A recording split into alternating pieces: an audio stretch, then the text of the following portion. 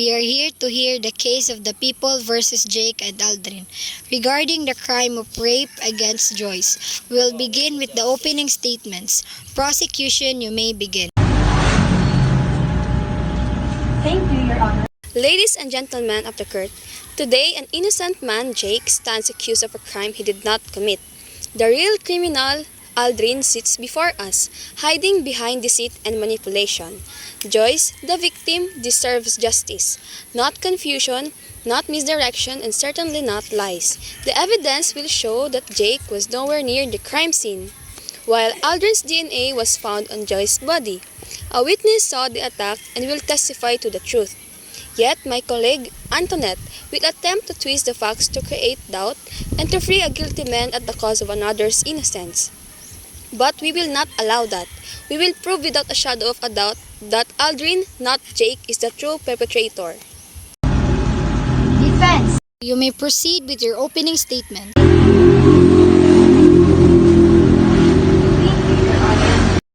Ladies and gentlemen, the prosecution, would have you believed that this case is as simple as pointing fingers? But the law does not deal in assumptions. It deals in facts. And the fact is, my client, Aldrin, has been falsely accused based on circumstantial evidence and emotional testimonies. What the prosecution fails to mention is that the victim, Joyce, was in a state of extreme distress. Memory in such situations is unreliable. She thinks she remembers Aldrin, but can we be sure? Could it not be Jake, who was seen in the area that night? Furthermore, the so-called witness was watching from a distance, in the dark. How reliable is their testimony? Could they be mistaken? The prosecution claims that the DNA evidence proves Aldrin's guilt, but I challenge them. Do they have irrefutable proof that this crime was committed by my client and not someone else? I will present it in court. We shall see. My job is not to tell a story based on emotion, but to defend an individual whose guilt is not proven beyond a reasonable doubt. That is the standard of our justice system. If the prosecution cannot meet that standard, my client must be set free. Prove Aldrin's guilt? What then? Will you still defend a rapist, knowing an innocent man almost paid the price? Defend the law. If Aldrin proven guilty, justice will prevail. But until then, I challenge the prosecution to present solid, undeniable proof, because in this court, accusations alone mean nothing. This is a court of law, not a debate stage. We will proceed with witness testimonies. The prosecution may call its first witness. I know this is difficult, but can you please tell the court what happened on that night in question? I was walking home late at night. I took my usual route, but as I was passing through a dimly lit alley, someone grabbed me from behind. I tried to scream, but he covered my mouth. I struggled, but he was too strong. He dragged me further into the alley and he raped me. Take your time, Joyce. I know this is painful, but I need to ask you, do you see the man who did this to you in the courtroom today? It was him. It was Aldrin. I will never forget his face. I remember his voice, the way he smelled, the way he... You hear that? She remembers. No amount of legal maneuvering will erase her pain or the truth. Pain is not proof, counselor. Memory can be influenced by fear, by trauma. And evidence does not lie. We have DNA evidence that proves Aldrin was the one who assaulted Joyce. Then why was Jake, your client, also accused? If Joyce was so sure, why was there confusion?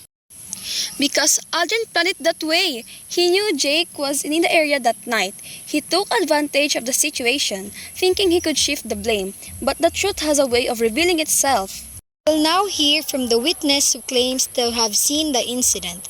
The prosecution may call their next witness.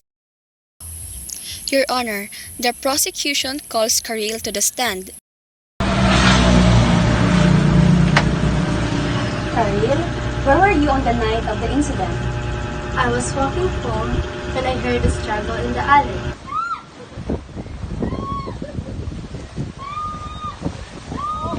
Did you see the attacker? Yes, it was Aldrin.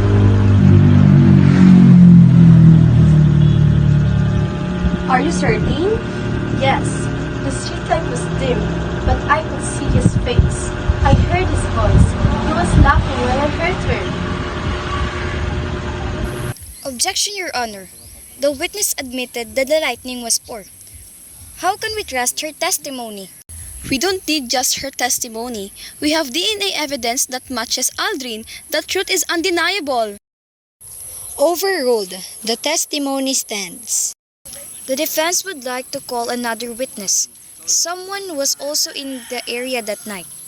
We call Charisse to the stand.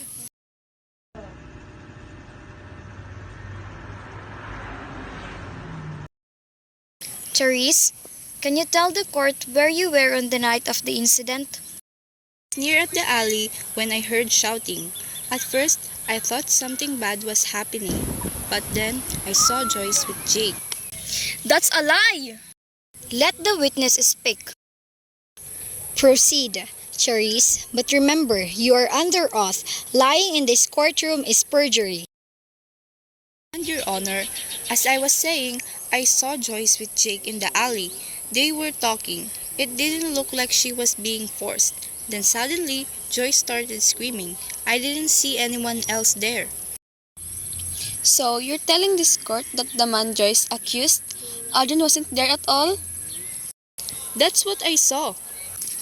Did you stay long enough to see what happened afterward? No, I left. Then, how can you be sure that Aldrin wasn't there? You claim you left before it was over. Your Honor, the witness is lying. She wasn't there for the full event, yet she confidently claims Jake was the only person present. This is an attempt to mislead the court. I remind you that perjury is a serious offense.